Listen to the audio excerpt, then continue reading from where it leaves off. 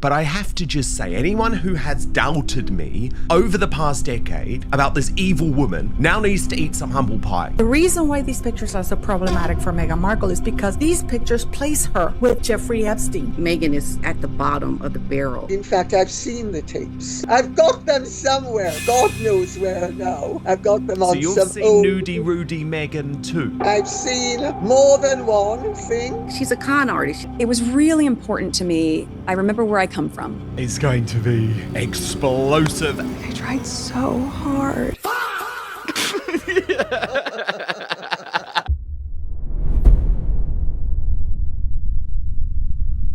Let me take you through what Tom Bower has revealed. He's told the Daily Mirror, I've got a lot of new material already, and I think the whole world wants new insights. It's an amazing story. Yesterday, we broke down what Tom Bower found inside Betrayal, Camilla's 6 words, the Sensible brand audit, the Johnny Depp comparison at 40,000 feet, Sophie Chandaka telling Harry his wife had destroyed his earning power. If you haven't watched that, go now. Because today's video starts where that one stopped. I can't wait to read this. There are many, many unanswered questions when it comes to Meghan Markle. Here's what kept nagging me after we finished. The Sussexes have been criticized in print by Piers Morgan, Samantha Markle, Valentine Lowe, and Thomas Markle Sr. They ignored all of it. Tom Bower published Revenge in 2022, accused Meghan of social climbing, manipulation, and calculated image control. They said nothing. They tried to hide the files and they failed. Omid Scobie's Endgame accidentally leaked the names of 2 senior royals accused of racism. They stayed silent, but Betrayal, 12 days before a single copy shipped. Their spokesperson released the most aggressive public statement in Sussex history, called it deranged conspiracy and melodrama. And everyone, myself included, assumed the panic was about the brainwashing claim, or the Sensible collapse, or the Invictus footage. Reasonable guess. Wrong answer. For so long, there have been rumors that many of us believe are true. And I think someone like Tom Bower can get these across the line and get them in print and prove that they are true. Because when you read the serialized excerpts in the Times, all of them front to back, you notice something strange. The material that actually scared them, it isn't in the book, not yet. The serialization covered Harry's isolation, Camilla's warning, the charity implosion. It didn't touch the one subject that makes Bower's mainstream credibility genuinely dangerous to Meghan. Hold that thought, because 4 days after those excerpts hit newsstands, someone at The Spectator decided to say the quiet part out loud. The Yacht girl. Oh my God. Ghislaine Maxwell spoke. She said so. Virginia Roberts spoke. They both talked about Meghan Markle, but the world chose to ignore it. And even now, with these pictures out in the public domain, the press still refuses to expose Meghan Markle. Something is going on. And Meghan and all the things that she has done to, pull other people down and to question them and their behavior. Well, let's continue to turn the tables and talk about you, Miss Meghan Markle, and what you have done. Julie Burchill is not a careful writer. She was fired from the Daily Telegraph in 2021 for a racist tweet about baby Lilibet's name. She paid damages to journalist Ash Sarkar after an Islamophobic attack. She is, by most professional standards, radioactive. She also writes for The Spectator, founded 1828, one of the oldest continuously published magazines in the English language. On March 17, 2026, Burchill published a column titled "Spare Us the Girls' Weekend, Meghan," mocking Meghan's upcoming luxury women's retreat in Sydney, tickets priced at nearly $3,000 Australian dollars. The column was crude, personal, exactly what you'd expect from Burchill. And buried in the middle of the ridicule, she wrote this: "No one will get to ask anything interesting, like how many yachts she was a guest on before she met her prince. Was it double figures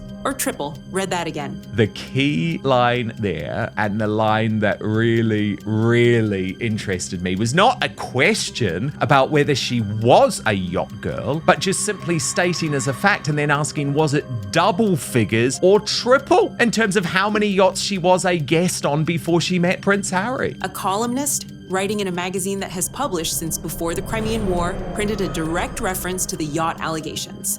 Not on YouTube, not on a Reddit thread, not on a TikTok stitch, in The Spectator, with editors, with lawyers, and it passed review. That distinction matters, because for 7 years, these questions lived exclusively in the world of independent media, anonymous accounts, and conspiracy forums. Mainstream British outlets treated the topic like it didn't exist. The Meghan Markle yacht girl claims simply will not go away. And you know I've spoken about this before, but until now, no one in the mainstream media has been brave enough to go there. Well, that has just changed. BOMBSHELL's column didn't prove anything about Meghan's past, but it proved something about the media's willingness to keep ignoring it. That willingness, as of March 17th, is gone.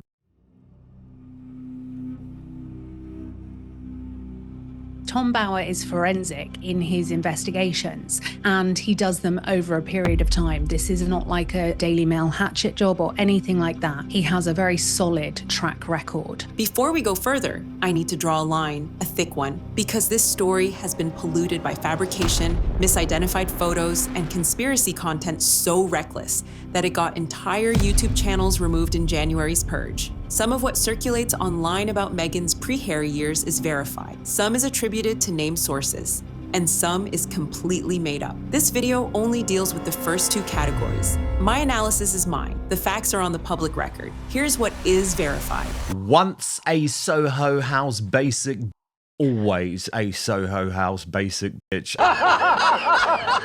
Marcus Anderson, Global Membership Director at Soho House. Canadian-born, started as a waiter, climbed to become the right hand of founder Nick Jones. Anderson met Meghan during her Suits years in Toronto. He attended her royal wedding in 2018. He attended her baby shower in New York in 2019. Royal correspondent Katie Nicholl reported on Channel 4 that Harry asked Anderson to set up, not a date, but an opportunity for them to meet in a private room at Soho House. This guy has been around all of the time. Isn't that suspicious to you? Because it is for me. It is something strange. Now, Anderson wasn't the original matchmaker. Harry's own memoir confirms that Violet von Westenholz first connected them via Instagram in July 2016. Anderson managed the logistics, the early dates, the introductions. He was the infrastructure. Tom Bower wrote in Revenge, his first Meghan book, published 2022, that Meghan attended Brett Ratner's parties in Hollywood several times per week for years. She's been flown all over the world. The Suits cast members didn't understand where she got the money to fly business class all over the world. Her childhood friend, Ninaki Pretty, told Bower she was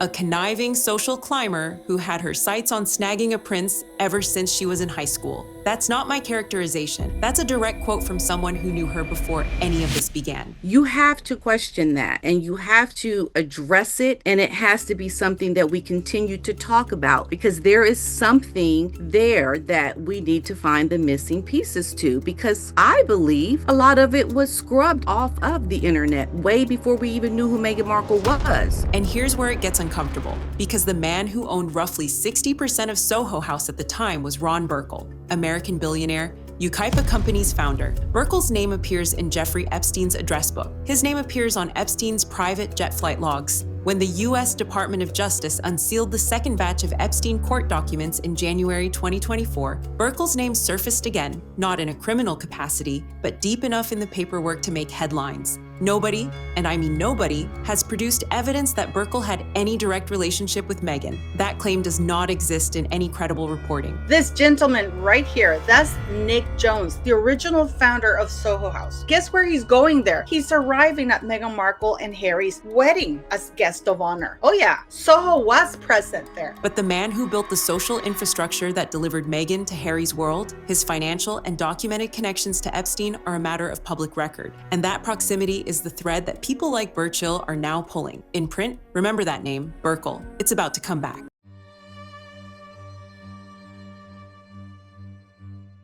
And we also have this. This is Karina Shuliak, Epstein's girlfriend. And the only times she traveled and went anywhere was with him. And guess who's on the other end with her Panama hat? In February 2026, days after Andrew's arrest, a photo exploded across every platform. 7 women on a boat. Instagram smiles. Mediterranean sun. 2 red arrows drawn on top. One pointing to Meghan Markle. The other pointing to a woman labeled Karina Shuliak, Jeffrey Epstein's last known girlfriend, who dated him from 2009 until his death. The caption from RT, Russian state television, read, "Epstein's 10-year girlfriend with Markle." The post went nuclear. Hundreds of thousands of views. Reposts across Facebook, Reddit, Threads, X. Millions of people saw it. And I know what you're going to say. Maybe it was just that one trip. No, there were quite a few trips. There's actually quite a lot of pictures about them. There are 2 pictures that leaked. Here's the problem. Snopes investigated. The photo is real. Meghan is in it. The image shows no signs of manipulation, but the woman identified as Karina Szuliak, she's Flavia Cirincione, an Italian lifestyle blogger who runs a page called The Chic Picnic. The original Instagram post, uploaded August 10th, 2016 by photographer Carlotta De Luca, tagged Cirincione by name. Szuliak was never on that boat. And before you dismiss the entire story because of one misidentified face, stop, because the debunk actually makes the real questions sharper, not weaker. The photo is real. And I wonder if Prince Andrew is going to come out and say, hey, Harry, I did your wife quite a few times on yachts before you got her. What?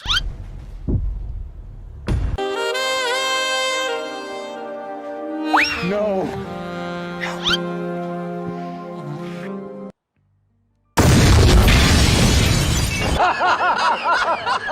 Meghan is on a yacht. The trip is in the Mediterranean, off the coast of Formentera, Balearic Islands, Spain. This happened in August 2016, weeks before she began dating Harry. The women in that photo include Misha Nonu, Heather Dorak, and Benita Litt, all confirmed by their own social media tags. Nonu designed the shirt Meghan wore for her first public appearance with Harry. She was at the center of every early introduction. They couldn't keep these pictures hidden because there's just too many people involved. And now they don't care about protecting Meghan Markle anymore. The fabricated Szuliak connection collapsed under scrutiny. Good, that's how this works. But the verified elements, the yacht, the network, the timing, the people, those didn't collapse. They're still sitting there, unchallenged and unanswered.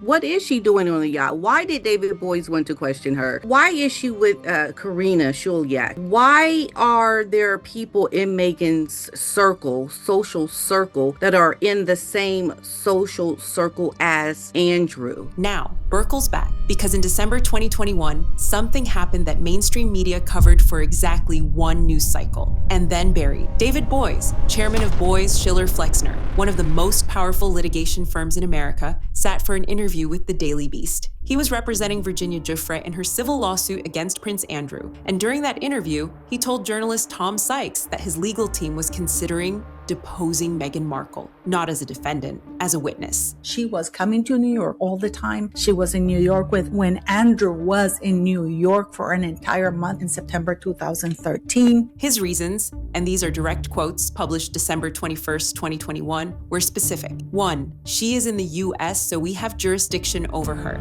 2, she is somebody who obviously, at least for a period of time, was a close associate of Prince Andrew, and hence is in a position to perhaps have seen what he did. And perhaps, if not to have seen what he did, to have heard people talk about it. 3, she is somebody who we can count on to tell the truth. I want to ask Meghan Markle about her yacht girl past. To me, it feels like quite a significant moment because, of course, there is so much about Meghan Markle's time on those yachts that we do not know. Boies said the team had only 10 to 12 depositions total. He wouldn't waste one on a random celebrity. He was considering Meghan because he believed she had proximity and knowledge relevant to Andrew's conduct. He explicitly declined to consider deposing Queen Elizabeth, citing respect and deference and her age. Meghan received no such exemption. Let that sequence land. Boies, a lawyer who had successfully taken on the US government, Hollywood studios, and Fortune 500 companies, publicly stated that the Duchess of Sussex qualified as a potential witness in an Epstein-adjacent sexual assault case, not because of gossip, because of documented proximity to Andrew and the social circles surrounding him. That's not a conspiracy theory. That's a senior attorney doing due diligence on national television. This is Rachel Meghan Markle in 2006 at a Hamptons party where Harvey Weinstein was there. But of course, nobody was mentioning Meghan Markle because she was a nobody. The timeline that followed tells its own story. On January 12th, 2022, Judge Lewis Kaplan denied Andrew's motion to dismiss. The case was heading toward discovery. Depositions were imminent. 5 weeks later, February 15th, 2022, Andrew settled, reportedly for £12 million. The case never reached the stage where Meghan would have been called. Virginia Giuffre took her own life in April 2025 at her farm in Near Gabby, Western Australia. She was 41. Her family said the toll of abuse had become unbearable. A posthumous memoir, Nobody's Girl, Windjori, was published 6 months later. The publication of Jessica Reed Krause's House in Habit investigation into Meghan Markle's Yacht Girl past, which she has promised and has spent 6 years working on. And I am licking my lips in anticipation for when she drops that. But here's the thing. Boys didn't operate in a vacuum. He knew about the Soho House network. He knew about Burkle's documented Epstein connections. He knew about the social infrastructure that connected Meghan's world to Andrew's world through overlapping elite circles. He said it publicly, in print in the Daily Beast, and Meghan has never, not once, publicly addressed those statements.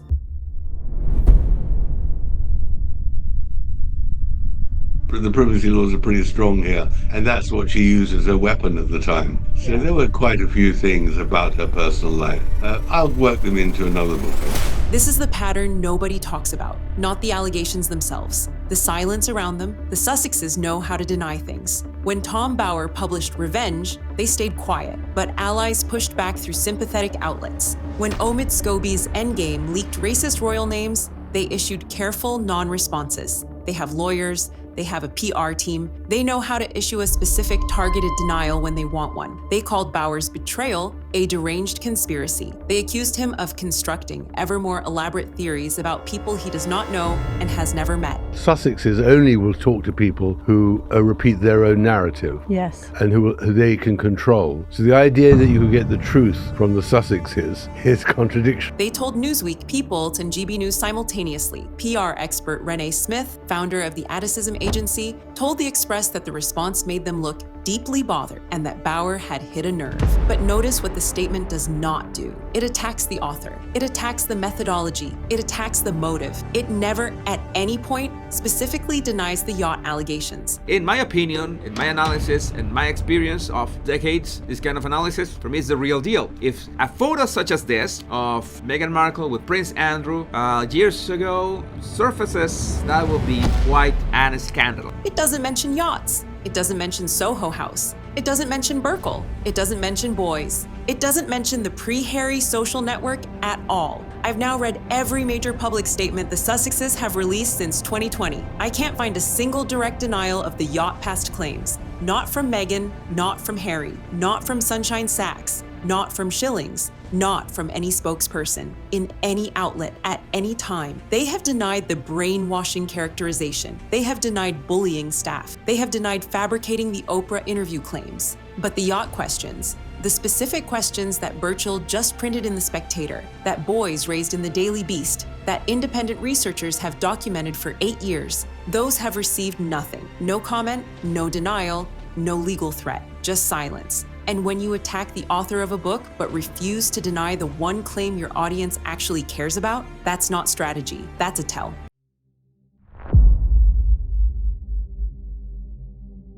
A man called Kevin Blatt. Now, he is a celebrity tape broker, ladies, where he describes a 2018 call from a woman claiming to possess a 4-year-old tape of a Meghan who is about to marry a prince. Her name is Meghan, and she's about to marry a prince in England. No. What? Yeah, this story's not true, too. It is true. I believe this is Meghan. She is so odious, it's beyond belief. So here's where we are. Andrew was arrested on February 19th. The Department of Justice had released over 3 million pages of Epstein files 3 weeks earlier. Within 72 hours of that arrest, the Yacht past allegations migrated from independent media to mainstream platforms. Burchell printed the questions in The Spectator on March 17th. Dan Wooten broadcast fresh claims on his Substack show the next day, watched by hundreds of thousands. Bower's betrayal gave the entire topic an ecosystem of mainstream legitimacy, even though the book itself focuses on the post-Megxit years. And that's why the Sussex response was so aggressive, not because Bauer wrote about brainwashing, not because he exposed the Sentable disaster, because his book, serialized in the Times of London, published by Blink Publishing, reviewed in every major British outlet, moved the Overton window. It made Meghan's past fair game for publications that had previously refused to touch it. But what we've seen recently is the wokest of the woke turn on Harry and Meghan. It's their own kind turning on them. Newsweek's chief royal correspondent Jack Royston warned of the Streisand effect, that by attacking the book so publicly, the Sussexes had guaranteed more people would read it. By March 15th, Betrayal hit #1 on Amazon before a single copy shipped. The door opened, and once that door opens in mainstream British media, it's with legal teams, editorial review, and institutional backing, it doesn't close. Look, I've been working with the same public reporting as everyone else. The verified facts, the named sources, the court filings, they're all on the record, and none of us were in those rooms. But when a Spectator columnist prints the question, when a senior litigator publicly names Meghan as a potential witness in an Epstein case, when the woman who ran the brand audit tells Harry his wife is commercially toxic, and when the response to all of it is to attack every messenger without ever denying the message. I think that's the whole issue, that they were globally, and they are globally known, but because of the way they behaved in the last 4 or 5 years, and as the price of betrayal, their reputation and their status and their fortunes are crumbling. At some point, the silence stops being strategic, and it starts being the story. But the yacht questions are only one piece of what's unraveling, because there are 6 specific people across 8 years, across 3 continents, who tried to put this story on the record. None of them knew each other. All of them faced consequences. And the pattern connecting what happened to each one, that's not a coincidence. That's a system. That breakdown is coming next. This is Star Spotlight, where the real story starts when everyone else looks away.